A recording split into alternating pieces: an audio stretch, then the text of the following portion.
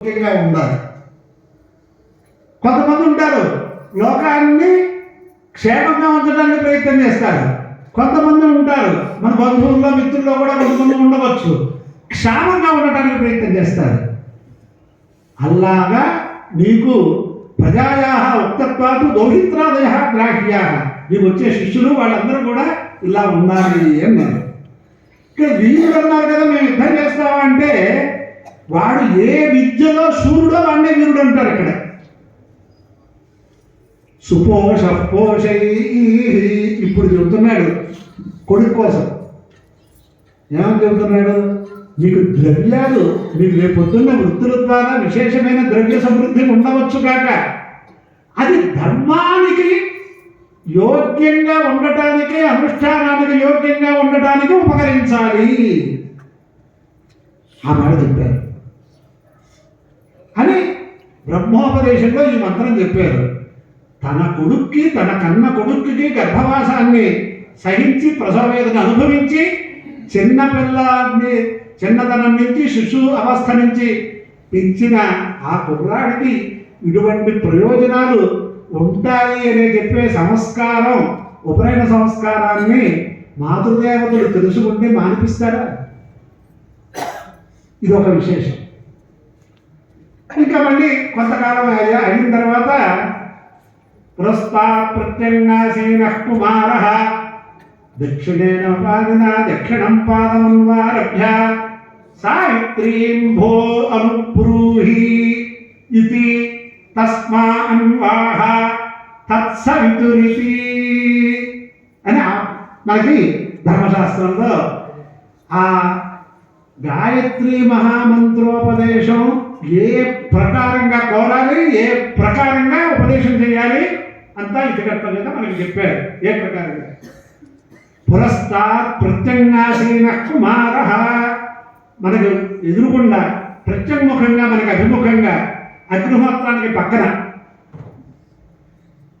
ఉండి ఆయన ఆచార్య స్థానంలో ఉండి తండ్రిని అడుగుతారట. ప్రత్యంగాసీన కుమార దక్షిణేన పాడిన, కుడి చేతితోటి కుడికాలు పట్టుకుని.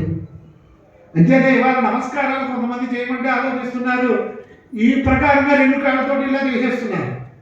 కానీ ఇలా మనం కుడి చెయ్య పైన పెట్టి, దీనికి అన్నిటికీ ప్రమాణాలు ఉన్నాయి, ఇలా పెడితే వాళ్ళ కుడికాలు మన కుడి చెయ్యికి తగులుతుంది, ఇలా కనుక పెడితే వాళ్ళ ఎడంకాలు మనకి తగులుతుంది కుడి చేతి. అంతేత నమస్కారం పెట్టించడం కూడా నేర్పవలసిన పరిస్థితుల్లో ఈ ప్రకారంగా ఇలాగే ఉండాలి. కుడి చెయ్యే పైన ఉండాలి. కుడి చెయ్య కింద ఉండటానికి కొన్ని స్థానిపాక ప్రక్రియల్లో దానికి వేరే విధానం ఉంది.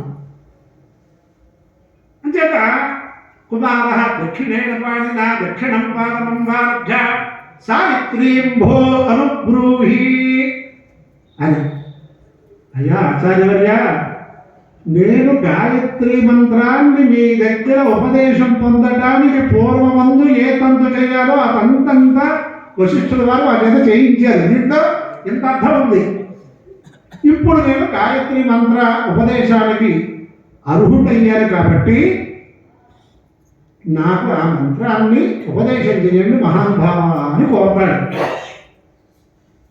తస్మా అల్లా కోరినట్టు ఇప్పుడు ఏమైంది? దీంట్లో వచ్చేది గాయత్రి మంత్రమే కదా, ఇక సెల్ ఫోన్లోనూ కాలింగ్ బెల్లోనూ వచ్చేస్తుంటే అంటే అవి మంత్రాలు కాదు, అవి మామూలు లౌకికమైన పేపర్లో పడే అక్షరాలు.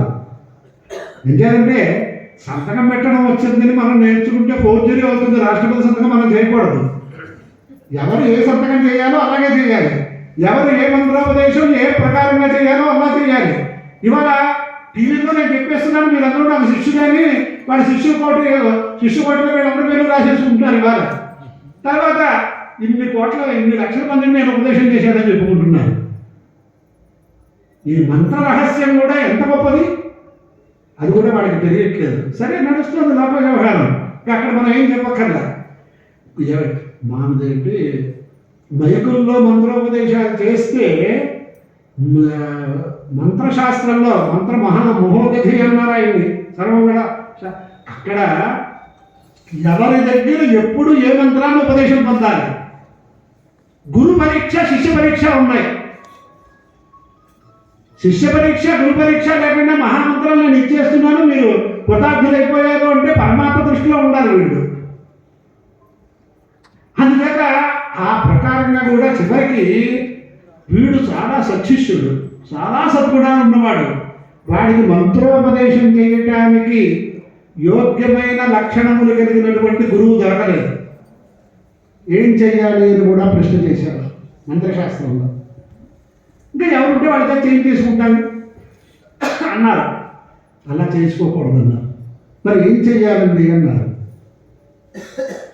40 రోజులు ఒక విధానంగా ఒక మంత్రం అనుష్ఠానం చేస్తే ఒక బీజాక్షరం స్వప్నంలో ఆ మంత్రం మనకు ఉపదేశం ఉంటుంది.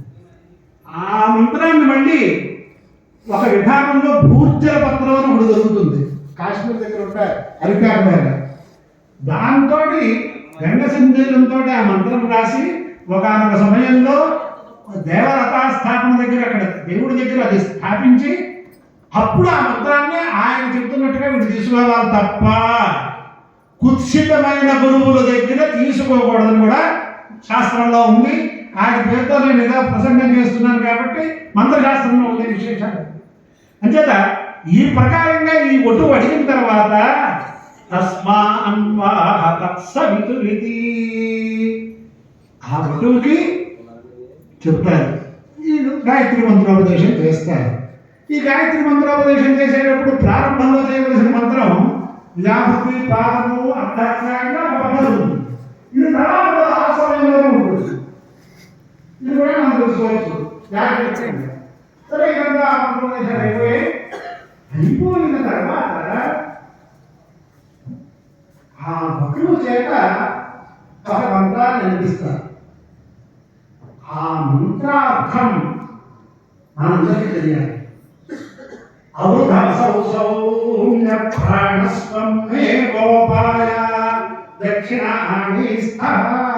అంతేనండి. ఎంతైనా కన్నోస్పృశతి. ఈ కుడి చెవిలో నాకు మంత్రోపదేశం అయింది, మళ్ళీ ఈ చెవిలోంచి వెళ్ళిపోకుండా ఇలా పట్టుకుంటాను ఈ మంత్రం చెప్పి. సరే అదే ప్రక్రియ బ్రహ్మగారిని నడిపిస్తారు. ఆ మంత్రార్థం ఏమిటి? ఈ మహామంత్రోపదేశం అయిన వెంటనే వాడికి తెలిసినా తెలియకపోయినా వాడు చెప్పేటువంటి మంత్రార్థం ఏమిటి అంటే అవృధం అహం శ్రీమాన్ జాతః. నిజంగా శ్రీమంతుడు అయితే చెప్పుకోవడానికి గమనం చేస్తారు, ఇంకా వాళ్ళు వస్తారు. నేను శ్రీమంతుడయ్యాను ఈ గాయత్రి మహామంత్రోపదేశం చేత, నేను శ్రీమంతుడయ్యాను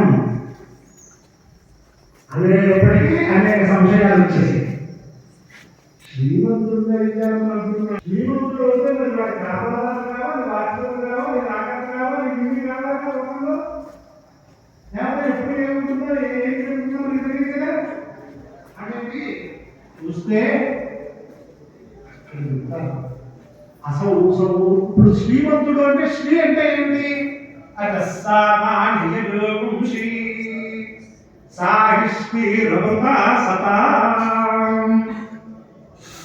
సత్పురుషులకి శ్రీ సంపద ఏమిటి అంటే ఋగ్యజుస్సామ వేదముల యొక్క సారభూతమైనటువంటి గాయత్రి మంత్రం కంటే ఇంకోటి ఏమీ లేదు అని మనం చెప్తున్నాం.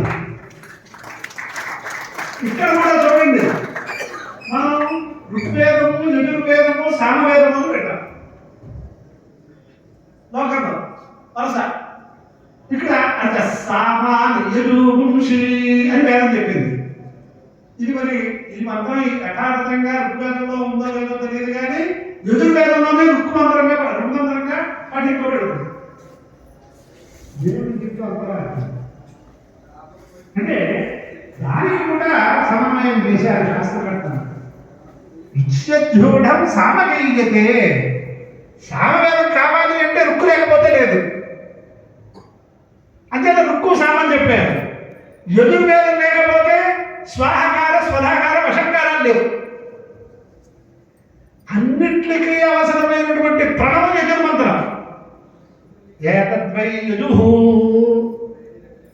అందుచేత సత్పురుషులకి ఈ ప్రతిమా విషయములు లౌకికమైన సంపదలు ఇవేమీ కాదు. మనకి గాయత్రి మహామంత్రం కంటే ఇంకో మంత్రం గొప్పదైన మంత్రం లేదు. ఒక్కొక్క వేదంలోంచి త్రిభ్యేవత వేదేభ్య పాదం పాదం అభూదుహతు అన్నారు. మనకి ఒక్కొక్క వేదంలోంచి ఒక్కొక్క పాదాన్ని పితికారు. అందుచేత అంత గొప్పది ఈ వేదమంత్రం. త్రిభ్యేవత ఇదే సంపద అని చెప్పారు. ఇంకోటి ఏమిటి అంటే ఎంట్రన్స్ టెస్ట్ అంటారు కదా లోకంలో. ఒక్క అష్టాక్షరా గాయత్రి, ఒక్కొక్క పదానికి 8 అక్షరాలు. త్రిపదా గాయత్రి, చతుర్వింశత్యక్షరా గాయత్రి. ఒక్కొక్క వేదంలోంచి 3 అక్షరాలు, 3 పాదాలు. ఒక్కొక్క పాదానికి 8 అక్షరాలు, 24. దీనికి భూలోక భువర్లోక సువర్లోకములకు సంబంధించినటువంటి 3 వ్యాహృతులు. భూ భువ. ఇది వేదాధ్యయనం చెయ్యాలి అంటే ఇది చేయకుండా చేయకూడదు. ఒకవేళ వేదాధ్యయనం చెయ్యలేని స్థితిలో వేదాధ్యయన ఫలం రావాలి అంటే ఈ గాయత్రి మంత్రం చేస్తే వస్తుంది. అందుకోసం అది కదా బ్రాహ్మణికి ఐశ్వర్యం. అందుచేత అది సాహిశ్రీ రమృత సతాం అన్నాడు. మళ్ళీ ఇతర శ్రీలు ఎందుకు చదవాలి అని అనుకుంటున్నారు కదా. ఒక గాయత్రి మంత్రంలోనే ఇంత గొప్పతనం ఉందని పిల్లలకు తెలియాలి. ఇతర వైద్యాలు సంపదలు 100 ఎకరాలు ఉంది అందరికీ దానం చేస్తూ ఉంటే అయిపోతుంది. కానీ 100 మందికి ఉపదేశం చేసినా ఇది పెరుగుతుంది కానీ తగ్గదు. అమృత శుద్ధరహిత విద్య గొప్పదనం చెప్తూ సర్వద్రవ్యేషు విద్యైవ ద్రవ్యమాహురనుత్తమం అహార్యత్వాత్ అనర్ఘత్వాత్ అక్షయత్వాత్ సర్వదా అన్నారు. అంటే ఎందుకంటే ఈ విద్యాదానం ఈ మధ్యన వేదాధ్యయనం ఇందాక అటువంటి కథకఠోర వాక్యాలుగా కొంతమందికి వినిపిస్తే ఆయన ఎవరు చదువుకోకపోతే విద్వాంసుడు బ్రహ్మరాక్షసుడు అవుతాడు.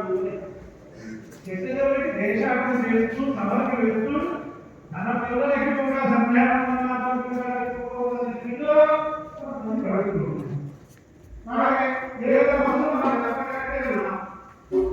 కానీ అందరికీ కూడా ఉపకారం జరిగేటట్టు నాకు చెప్పినటువంటి శాస్త్రం ఏంటంటే ఆయన విద్యను కూడా ఒక ద్రవ్యంగా చెప్పారు. విద్యానం కూడా ఒకటి.